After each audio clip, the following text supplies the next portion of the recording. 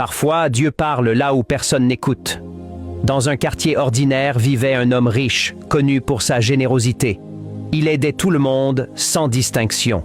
Parmi ceux qui l'assistaient souvent, il y avait un homme que tous appelaient le fou du quartier. À chaque cadeau reçu, ce dernier répétait toujours la même phrase avec un sourire mystérieux. « Un jour, moi aussi, je t'offrirai un cadeau. » Personne ne prenait ses paroles au sérieux. Personne, sauf le riche homme qui continuait de donner sans attendre en retour. Un jour pourtant, contre toute attente, le fou arriva avec un présent, un tableau simple sur lequel étaient inscrits ces mots troublants. « Et si c'était toi ?» Le monsieur riche ne comprit pas le sens du message. Mais touché, il conserva le tableau.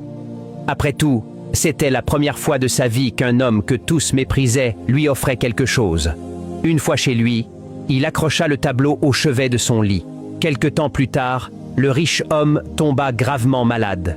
Un médecin devait venir le soigner à domicile. C'est alors que le drame se préparait dans l'ombre. Sa propre femme, aveuglée par l'appât de l'héritage, proposa de l'argent au médecin pour empoisonner son mari.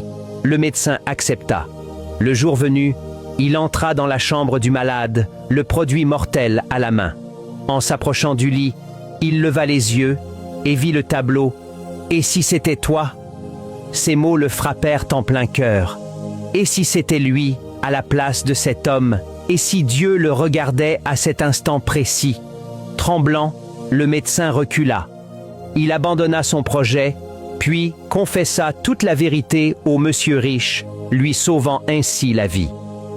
Cette histoire nous rappelle une chose essentielle. Dieu ne descend pas toujours du ciel pour nous sauver. Souvent, sa présence se manifeste à travers des personnes simples, des gestes inattendus, des signes que l'on juge insignifiants. Ne néglige jamais personne. Ne méprise jamais une voix, même si elle vient de là où tu t'y attends le moins. Dieu peut utiliser n'importe qui, n'importe quoi pour te protéger des pièges cachés de l'ennemi.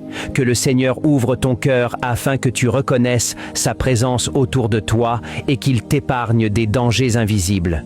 Si tu crois que Dieu utilise tout pour nous protéger, écris Amen dans les commentaires.